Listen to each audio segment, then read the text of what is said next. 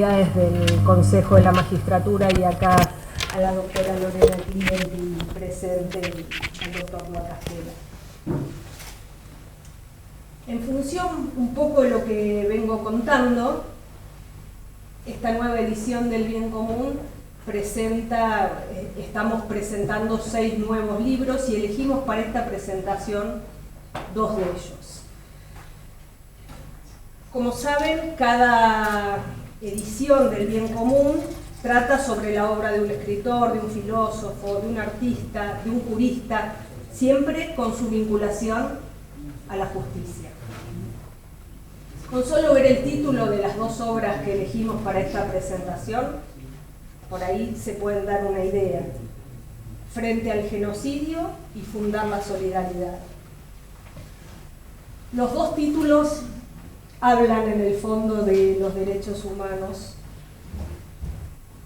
El genocidio, bueno, en tiempos donde también se discute nuestro genocidio, donde las autoridades lo que tratan es borrar de la memoria colectiva lo que pasó en el proceso de reorganización nacional y darle una nueva escritura, nos pareció importante traerlo al debate, porque justamente lo que hacemos desde Editorial Juzbaires es presentar materiales que contribuyan al debate plural, y entonces nos pareció importante traer este título que nos permita justamente reflexionar sobre ese capítulo trágico de nuestra historia. Por eso no dudamos en llamar al doctor Emiliano Buis, que tiene una larga trayectoria en materia de derechos humanos, es doctor y docente de la Facultad Autónoma Pública y Gratuita, nuestra Facultad de Derecho de la UBA. Y él ha dirigido muchos grupos o diversos grupos de alumnos de la facultad que han ganado incluso competencias internacionales. El segundo título, Fundar la Solidaridad, bueno, aborda temas también muy debatidos hoy, como es la previsión social, y teoriza sobre cómo la previsión social ayuda a la lucha contra la inseguridad sanitaria y social en diversos grados que amenaza toda la colectividad. Por eso nuestra invitación, siempre igual a María Rosa Muñoz, la tenemos en nuestros paneles, pero la invitamos hoy acá porque además de ser defensora del pueblo, es una referente indiscutida en materia de los derechos que hacen posible la vida en comunidad. Así que quiero darle el agradecimiento a nuestros 2 panelistas invitados, los otros 2 ya son de la casa. Y por último quiero agradecerle a los herederos del artista, Sara Grillo, que nos permitieron ilustrar, como siempre, nuestras tapas con su obra. Bueno, para no demorar más el panel, quiero también agradecerle a todos los que trabajan a diario en Editorial Juzbaires y hacen posible esta y todas las presentaciones y todas las obras que no solo presentamos en la Feria del Libro, sino a lo largo de todo nuestro año de trabajo.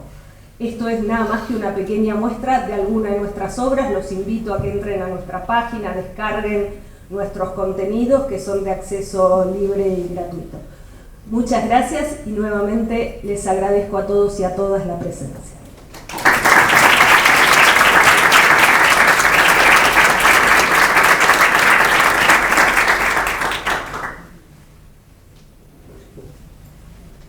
Bueno, buenas tardes, muchas gracias por venir. Yo como presidente del Consejo Editorial, de la Editorial Juzbaires, la editorial del Poder Judicial de la Ciudad, tengo el honor de presentar esta colección que dirige un amigo, ex jefe y compañero de trabajo de tantos años, una persona a la que admiro por su capacidad intelectual, y además porque conozco la génesis de esta colección. En algún momento me dijo, allá en París hay un editor que tiene una colección, pero habría que traducirla. Viajamos cuando fuimos a la contracumbre del clima, estuvimos en la editorial hablando sobre esto en 2015. En aquel momento ya estábamos trabajando en esto, estaba él trabajando en esto, yo no.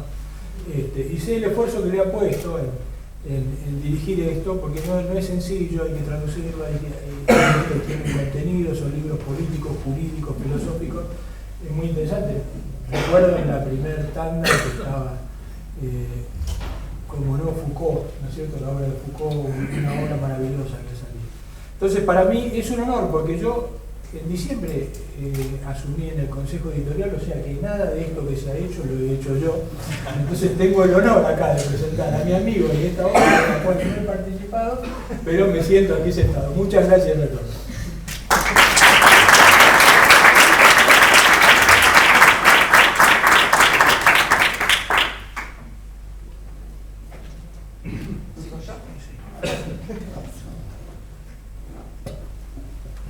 Bueno, buenas tardes a todos y a todas. En principio agradecer que siempre me tengan en cuenta para esta convocatoria.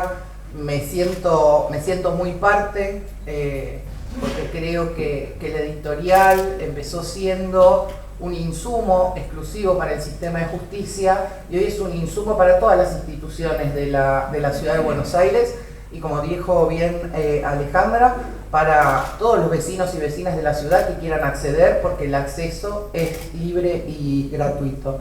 Especialmente la convocatoria en esta selección que viene haciendo Horacio para este capítulo del bien común, también entendiendo que el sistema de justicia tiene que ser parte de la construcción de este bien común. No es algo ni más arriba ni ajeno a la construcción de un sistema democrático que hace a la convivencia de todos y todas. No fue fácil la lectura de este libro.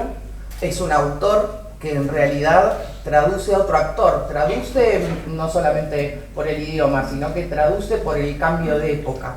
Así que tengo un par de anotaciones, voy a tratar de ser breve y remitirme a los 5 minutos que nos dijeron que teníamos. El libro, en este caso, cuyo comentario fuimos especialmente convocados, se propone recuperar la figura de Léon Bourgeois, espero haberlo pronunciado correctamente, pensador y político especialmente influyente en el republicanismo francés, ferviente impulsor de la solidaridad. Bajo ese paradigma, sumergirse en las páginas del libro invita a pensarnos como una sociedad de semejantes bajo los siguientes presupuestos: la igual dignidad de individuos que somos distintos, el derecho al desarrollo pleno de cada uno como límite al mismo derecho de los demás, la equidad y la justicia mutua como criterio que debe orientar la distribución de los beneficios y cargas sociales, y la mayor responsabilidad de los sectores privilegiados y con mayores ventajas. Todas cosas con las que entiendo estamos todos absolutamente de acuerdo. En estos términos se vuelve un antídoto contra el individualismo extremo en que nos sumergen los discursos y las prácticas del capitalismo financiero y tecnológico. Las personas no funcionamos aisladas, sino en una relación de interdependencia e intercambio perpetuo. Todas sus ideas están concatenadas con una teoría de la democracia que no la reduce a una forma de gobierno, sino que la asume como un sistema sustantivo de organización de la vida en común, que comprende a todas las esferas: política, económica, social, cultural y doméstica. La reciprocidad también se extiende al plano internacional, donde el repaso de la obra nos llama a revisar el funcionamiento de sus instituciones en procura de garantizar la paz y la seguridad, promover la justicia mutua en ese ámbito y universalizar la protección social. Dentro de todo el esquema utópico del autor, esto es lo que aparece como más lejano. Con este esquema asociativo de obligaciones recíprocas, rechaza la existencia de un Estado omnipresente y omnipotente. Sin embargo, también se opone a un Estado mínimo y supuestamente abstencionista, porque le asigna la misión de articular y garantizar el funcionamiento eficaz de las políticas de protección colectiva. Este es uno de los puntos que a mí me llamó más la atención, que me pareció más interesante.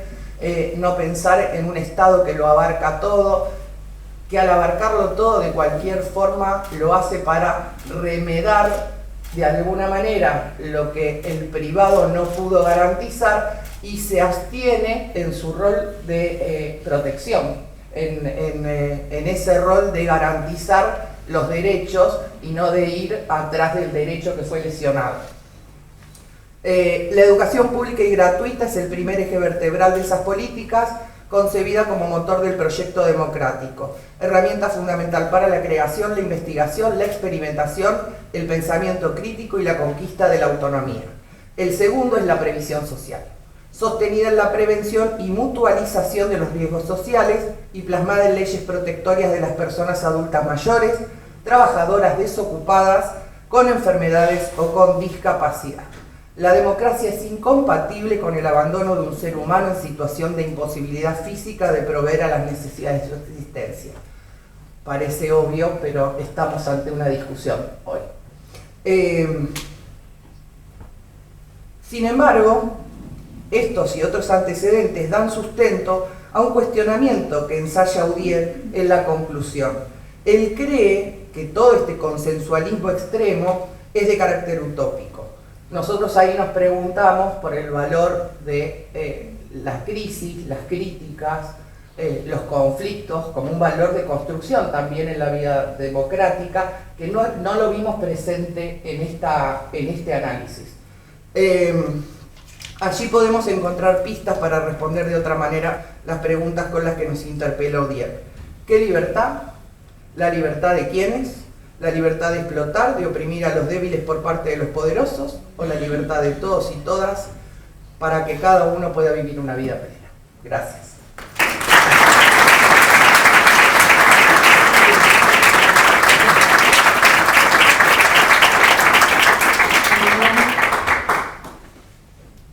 Bueno, muchas gracias.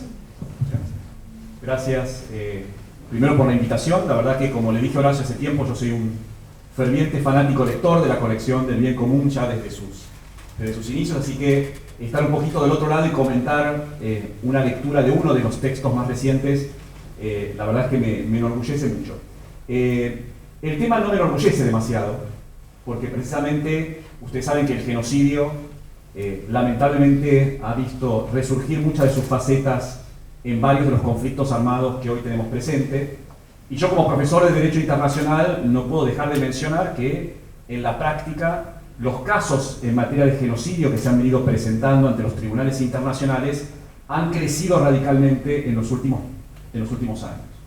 Desde el 2007, con Bosnia-Herzegovina contra Serbia, pasando un poco más recientemente Gambia contra Myanmar por el genocidio del pueblo rohingya, mucho más recientemente Sudáfrica presentando hace un año una demanda contra Israel ante la Corte Internacional de Justicia por la comisión de genocidio, e incluso tenemos casos donde estados como Nicaragua han llevado casos ante la Corte Internacional de Justicia no por la comisión de genocidio, sino por la complicidad en la entrega de armas que eventualmente pueden funcionar para cometer un genocidio. En ese caso se inició esta causa contra Alemania. Ucrania ha alegado que Rusia ha invadido su territorio, alegando falsamente que en Ucrania se estaba cometiendo un genocidio. Entonces ustedes ven que no solo son acusaciones directas, sino que también existen acusaciones de carácter indirecto. Alegar falsamente la comisión de un genocidio para violar el derecho internacional. Si uno lee la Convención de Genocidio, y acá me parece que el texto de Lemkin que recupera la colección hoy es particularmente importante, de ningún artículo de la Convención surge que los estados son responsables de no cometer el genocidio. Porque la Convención fue originada precisamente para obligar a los estados a reprimir el delito en sus jurisdicciones internas. Y sin embargo, esta evolución que en el derecho internacional percibimos no deja de señalar en particular algo que Lemkin ya mostraba al comienzo y que el libro escrito por Olivier Beauvalet señala muy bien, que es que el genocidio siempre tiene un factor de protección de los seres humanos que no puede ser disimulado bajo la expectativa de generar un orden entre estados. Y entonces, lo interesante del libro, me parece a mí, es que Olivier Beauvalet, que además es un magistrado, trabaja en la justicia, es que él presenta el libro en una clave que a mí me parece sumamente interesante, que es que por un lado genera un relato de lo que es la macrohistoria del genocidio como crimen, y al mismo tiempo acompaña esa macrohistoria con una microhistoria de la biografía de Raphael Lemkin, que, como ustedes saben, fue el jurista polaco que ideó por primera vez la noción misma de genocidio. Creó el concepto de genocidio a partir de la nada. ¿Sí? Inventó el neologismo en un famoso texto sobre el eje, después, por supuesto, del nazismo en Europa. Lo que me parece interesante, porque esta no es la única biografía de Lemkin, ni es el único análisis que desde el derecho internacional se ha escrito sobre Lemkin, es que lo que el texto hace es mostrar hasta qué punto en el pensamiento de Lemkin la idea misma de la justicia está impregnada de sus reflexiones sobre la lengua.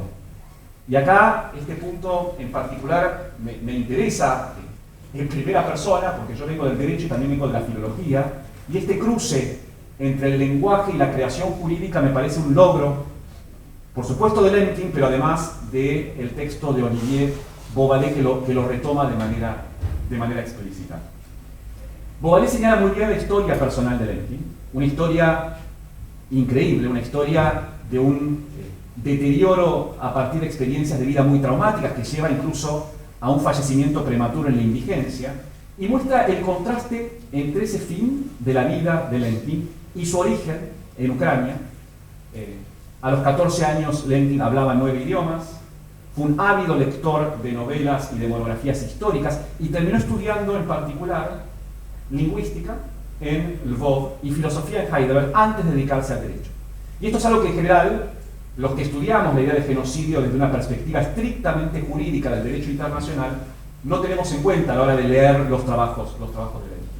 De hecho, en muchas de sus obras, Lemkin justifica por qué llamar genocidio a lo que él concebía como el crimen de los crímenes. ¿Por qué cruzar la raíz griega genos, pueblo, con el término latino caere, matar? Ese mismo cruce etimológico funciona, me parece a mí, y esto el texto lo muestra bien, como metáfora del propio cruce cultural e identitario del propio Lemkin, que siempre estuvo a mitad de camino entre Europa y Estados Unidos, entre la riqueza y la pobreza, entre el éxito profesional y su drama personal. El texto muestra que para Lemkin la lengua es el dispositivo en definitiva que le permite narrar aquello que es indecible.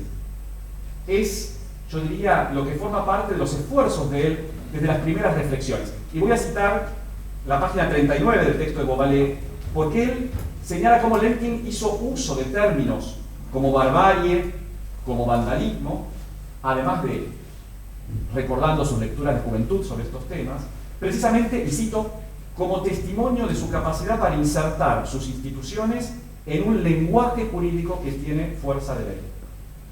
Me parece entonces que el origen del nombre genocidio sobre el cual gira el texto pone en discurso lo que hasta ese momento carecía de nombre con el exterminio nazi. En términos políticos, se trata de una poética del derecho que se opone, y esto lo dice también Beauvalet, me pareció uno de los logros del texto, se opone a lo que en el lenguaje legislativo del Tercer Reich estaba asignado por los prefijos de privación, las palabras en alemán que comienzan con ent, para deshumanizar al otro. Lemkin entonces encuentra en los recursos de la lingüística un neologismo que le sirve para englobar estos desvíos de la lengua que permiten disimular la oscuridad de estos crímenes alemanes. Lemkin es jurista y filólogo, como dije, a la vez por supuesto de filósofo, y antecede por unas pocas décadas un texto que a mí me parece muy interesante y que es casi lectura obligatoria en la carrera de letras de la facultad, el texto de Austin de cómo hacer cosas con palabras, un texto que se publicó muy pocos años después del fallecimiento de Lemkin. Para Lemkin, la lengua no es simplemente una instancia de descripción del mundo, y esto Austin lo dice muy bien, es un mecanismo privilegiado de creación de la realidad. Con su poder performativo, el decir para Lemkin se transforma en un condenar, en tanto el primer combate contra el mal radica en saber designarlo, y esto me parece que es un logro del texto. Esta idea de la lengua como un dispositivo instituyente, como un dispositivo constituyente en el derecho, lo llevó a Lemkin a postular como uno de los tipos de genocidio, el llamado genocidio cultural. Ya Lemkin ideó esta idea de que se puede cometer genocidio atentando contra una cultura. Cito a Lemkin, tal como lo cita Beauvalet. Si la cultura de un grupo se ve violentamente comprometida, el grupo se desintegra. Y o bien sus miembros son absorbidos por otras culturas, lo que es un proceso devastador y doloroso, o bien ceden a una desorganización personal y eventualmente a la destrucción física. Fin de cita. La cultura y la identidad, entonces, como valores sociales y como valores colectivos, deben ser protegidas por un orden jurídico como un paso necesario para asegurar la integridad individual. En el texto inédito, que además creo que es otro de los grandes logros de la publicación, en castellano, un texto inédito de Lemkin, que nunca fue traducido al castellano, El caso legal contra Hitler, publicado en 1945 y 46 en 2 partes. La conclusión de Lemkin es clara, y lo cito: el mundo, y estas son palabras de Lemkin, debe sentir y expresar su solidaridad, me parece interesante el vínculo ahí con el texto anterior, en la condena de un crimen tan monstruoso.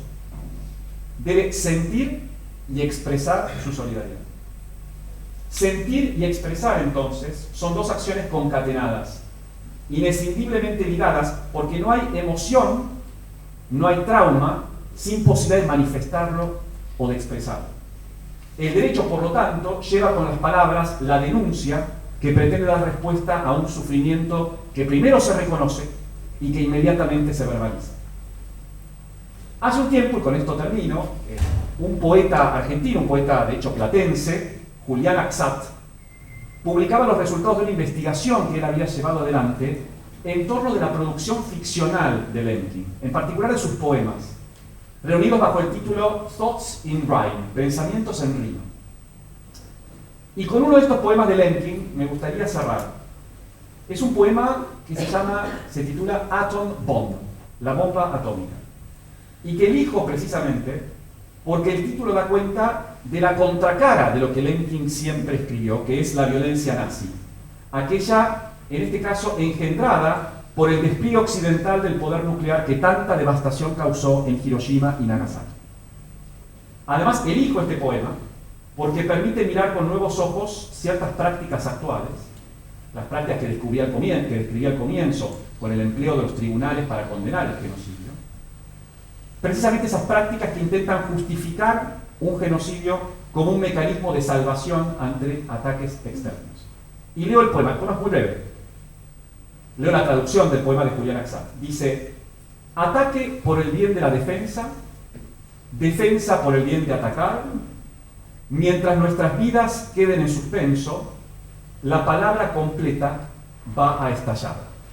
Y esta última me parece muy interesante, dice: the entire word will crack.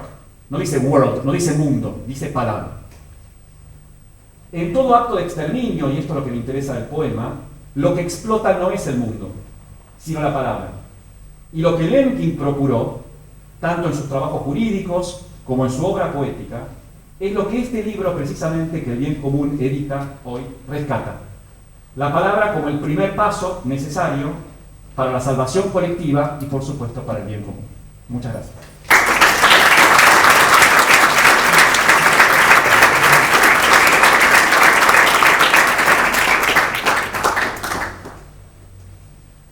Bien, muchas gracias. Ya creo que dijeron todo. Yo simplemente quiero recordar algunas cosas y después continuar lo que dijo Alejandra al comienzo. Este es 8 años ya, esta es la 8ª edición que hacemos de nuestra colección. Que la verdad, mi rol es mucho menor al que dice Luis, porque efectivamente en su momento el director, que era Antoine Garapon, hablamos con él y dijimos, bueno, vamos a hacer los libros. Yo después le pasé la idea a la editorial y la editorial hizo todo. De hecho, creo que el profesor Garapon, creo que, no sé, firmamos el convenio, no sé si en noviembre, y en marzo del año siguiente ya estaba la primera edición. Con lo cual, yo creo que él pensaba, estos argentinos chatas que me dicen, sí, va a estar en 2 o 3 meses. Yo veía que me veía con un escepticismo y muy educado, porque como francés no me iba a decir nada, evidentemente. Cuando, claro, a los 5 meses le llevamos los libros, su sorpresa fue grande y tampoco dijo nada. Pero él, claro, pero era todo claramente... y son mucho más lindos. Aquel que vio los originales franceses, que son bonitos, pero estos son mucho más bonitos por esta decisión editorial de incluir un artista argentino, un artista plástico en cada una de las ediciones. Y me gustaría destacar la continuidad ¿no? Porque muchas veces en nuestras instituciones los proyectos duran una gestión política, lo que hace un sector y demás, y acá ya hace 8 años en el Consejo se variaron todos los estamentos varias veces, y esto institucionalmente continúa, y me parece que es algo muy destacable.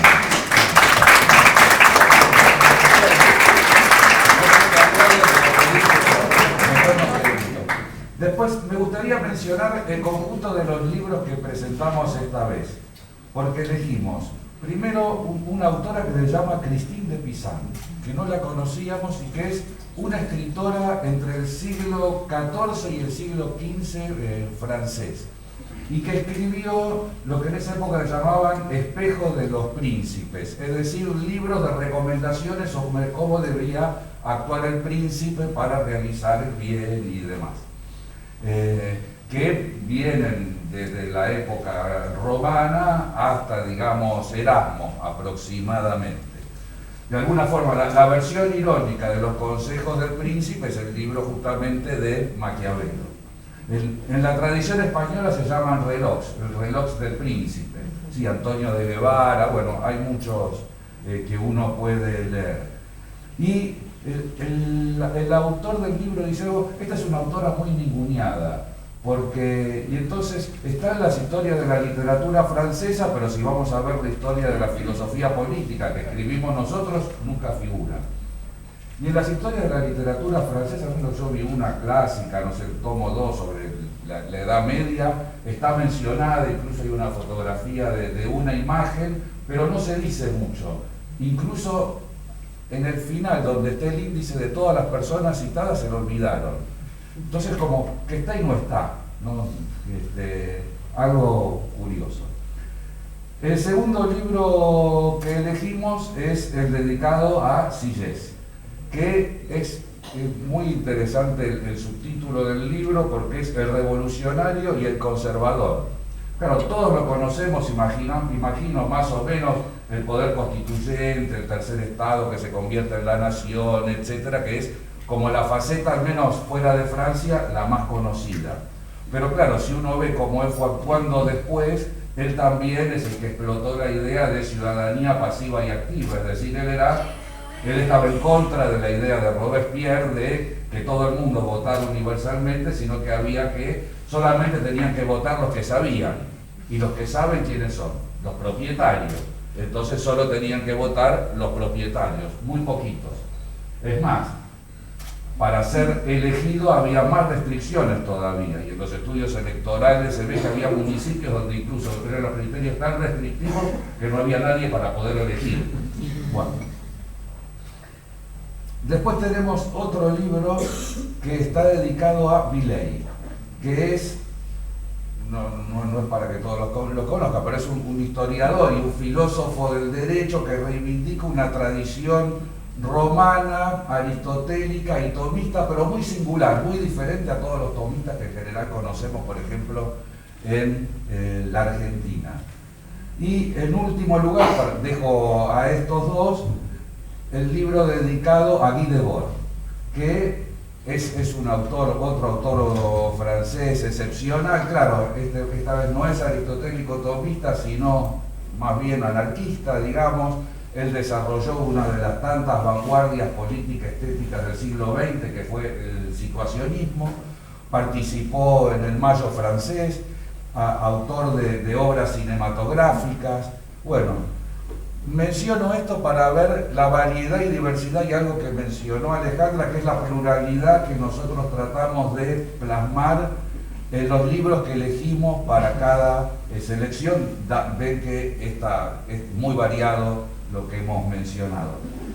Quisiéramos elegir más mujeres, tanto autoras como objetos del libro, pero son muy pocas las que hay en la colección. Entonces, bueno, en ese punto hacemos lo que podemos. Nunca le mandamos la crítica,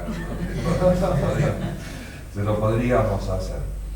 Y luego, dos palabras me gustaría decir complementariamente a lo que dijeron mis colegas sobre estos dos libros, y continuando, creo, en la misma idea, espero que me dé la razón, de Alejandra, ¿Y por qué además elegimos estos libros por la presentación, ¿no? Claro, en el de León Bourgeois la idea central es solidaridad, y después él mismo da otro término sinónimo en su libro, que es justicia social. Un amigo mío al que quiero mucho, conversando una vez me dijo, bueno, pero la idea de solidaridad es algo moral, es algo individual, moral, que tiene responsabilidad los individuos, no es algo que involucre al derecho o los involucre ahora al derecho. Está acá y se me está riendo, pero no voy a decir quién es. Y en realidad es algo que está inscrito muy profundamente en nuestra juridicidad. De hecho, la justicia social, bueno, estuvo en la Constitución del año 49, pero está en la jurisprudencia de la Corte desde antes y a lo largo de todo el siglo XX para justificar diferentes tipos de decisiones. Pero está expresamente en nuestra Constitución actual, artículo 75, inciso 19. Con lo cual, más allá de esa idea, si alguien piensa o está en contra de la justicia social, puede ser, es una idea, digamos, para reformar la Constitución, no es una idea que esté o sea posible en el ámbito de la discusión política, porque la discusión política es la democracia, en todo caso, diferentes formas de desarrollar la justicia social, pero no de negarla.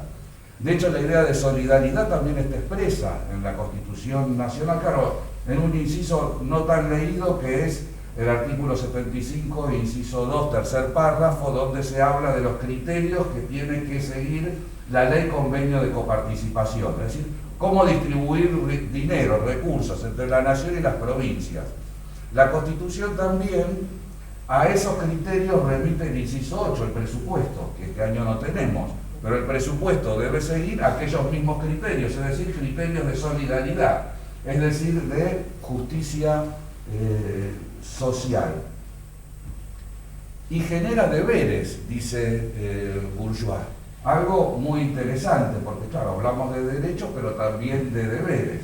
Y un deber fundamental que implica la solidaridad es el deber de contribuir a los gastos públicos sobre la base de la capacidad contributiva, es decir, la riqueza que cada cual tiene, para decirlo rápido.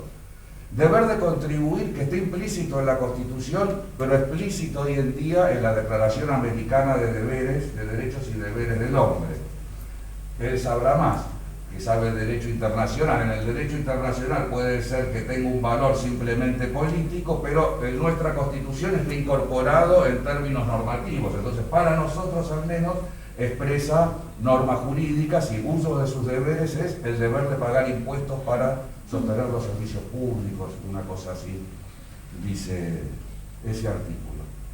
Que es algo muy manifiesto y es, voy a decir algo puramente jurídico. Tenemos hoy en día una discusión de una ley base, si hay un punto en el cual yo no escuché a nadie que hablase, que hay un régimen de promoción de las grandes inversiones. Sí, para inversiones de más, en su momento no sé cuál estará la relación, eran 200 millones de dólares, 250 millones de dólares. Solo para extranjeros. Sí, bueno, sí, y sin ningún criterio. Tradicionalmente los regímenes de promoción era para una región, San Luis, Tierra del Fuego, para una materia específica, en la cultura del industria del conocimiento, el vino, etc. Acá es genérico. Pero eso significa que con más de una fortuna de 200 millones de dólares, que muy pocas personas, imagino, creo que deben tener, en vez de, esa es la mayor capacidad contributiva, en vez de contribuir más, van a contribuir menos. Y cualquier cosa que le pase a los argentinos, o sea, a todos nosotros, por 30 años, y que tendremos que afrontar con nuestras buenas y malas cosas de todo lo que nos pasa, van a estar aislados de todas esas vicisitudes, tributarias, cambiarias, etc. Además de todo eso, ya que hay otro artículo que incluye algo con ese mismo régimen, que es el arbitraje internacional. Que nunca en la Argentina hubo arbitraje internacional en materia tributaria. Es más, hay una regla que dice que ningún árbitro puede ser argentino. Uno de mis maestros, que es el profesor Casas, escribió un libro expresamente y una parte del libro sobre la solución de controversias en materia tributaria, para mostrar que si hay algo que está prohibido en la Constitución, por la idea de soberanía y por la idea de que es la Corte Suprema la que resuelve todas las causas, es el arbitraje internacional en materia tributaria. Y remonta una doctrina que, como él era muy erudito de la Corte y demás, a Benjamín Matienzo de las primeras décadas del siglo XX, donde claramente decía que eso era contrario a la soberanía, excluir las causas del poder tribunal, del poder judicial argentino, etcétera, etcétera. Y todo parece ser que eso seguirá, porque nadie dice nada en contra, entonces a todo el mundo le debe parecer bien, aunque es claramente, más allá de la política, si uno le parece bien o mal, es claramente inconstitucional. Y voy al otro libro, ¿no? Al de Lemkin, que de alguna forma es uno, no sé si lo diré, es uno de los próceres del derecho internacional y del derecho internacional de los derechos humanos, e inventor, como dijo él, dice el libro también, del término mismo, genocidio. Y acá, así como vivimos una negación, ¿no?, de la solidaridad, de la justicia social, por más que estén en la Constitución, creo que simultáneamente vivimos un momento de negación, relativización, no sé qué palabra usaste, equivalente, de la tragedia que vivió la Argentina a partir de 1976, como si no hubiéramos vivido una tragedia. Y una negación que al menos en el plano jurídico en los últimos años tuvo un hito terrible, que es el caso Muiña. No sé si todos lo conocen, pero fue la aplicación del 2x1 a delitos de lesa humanidad, pero claro, y con una fórmula interpretativa muy, no sé qué adjetivo usar, porque se pretendió, bajo la idea de la interpretación literal, entonces bajo la idea de que todos los demás no hacen una interpretación literal, o sea, inventan, bajo la idea de que si hacía una interpretación literal, se hizo todo lo contrario de una interpretación literal, con lo cual es muy difícil discutir, porque, bueno, se hace ahí complicado. Y es claro que una ley que tenía un sentido muy claro, que es que las personas que estaban detenidas en el sistema penitenciario argentino por su hacinamiento se le iban a contar un día por dos, parece ser, yo digo que es lo más literal que uno puede interpretar, que para que esa regla se me aplique, yo haya tenido que estar detenido en ese momento. Luego, si esa regla se deroga, no es aplicable a mí por una regla penal más benigna, se me aplicará si yo estuve detenido. Si yo no estuve detenido, no estoy en las condiciones de hecho que dan lugar a la regla. Para mí es una literalidad total. Bueno, eso se consideró que es un invento y demás. De hecho, un colega, el profesor Rosler, hizo una serie de artículos y los reunió con un título muy irónico, ¿no? Que si usted quiere una garantía, cómprese una tostadora. Que lo hemos invitado a él además porque ha presentado, cuando hicimos la presentación del libro de Hobbes, lo invitamos a él y que estuvo muy bien en la presentación, pero no concuerdo en todo lo que interpreta. Y creo que esa negación de la tragedia últimamente también se expresa bajo la idea que la dictadura militar fue una respuesta causal a la violencia política que existía en la Argentina antes de 1976. Ahora, ¿qué tiene que ver con resolver una cuestión de violencia política, sacar al presidente de la República, cerrar el Congreso, sacar a todos los gobernadores, intervenir en las universidades, cerrar todos los sindicatos, censurar, cambiar la Corte Suprema? Yo no sé qué relación de causalidad hay entre una cosa y la otra. Nada de todo eso era necesario para poder solucionar un problema de violencia política. Para no hablar de qué tiene que ver la ESMA, el secuestro, la tortura, la desaparición y tantas cosas más que sucedieron. Y creo muy modestamente que una cosa tiene que ver con la otra. ¿Qué quiero decir? Para poder negar la solidaridad tenemos que negar la tragedia. y por algo vienen juntos, ¿no?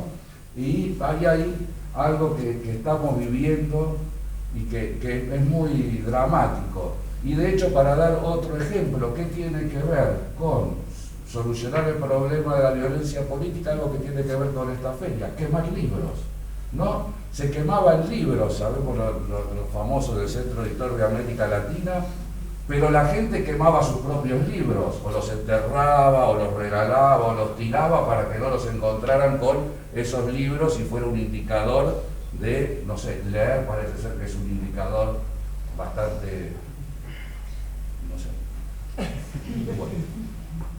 Bueno. Subversivo. Exactamente. Bueno, no sé si continué, pero mi idea era como vos lo dijiste de una manera, bueno, yo pensé decirlo de otra forma, así que bueno, otra vez nos encontramos acá, que es una alegría, ¿no? Poder inaugurar para nosotros siempre con esto, y así que yo agradezco a todos simplemente, porque yo no hago nada, elijo algunos libros y lo hacen todos ellos, acá los veo a la gente que trabaja en la editorial, a Alejandra, así que bueno, muchas gracias y bueno.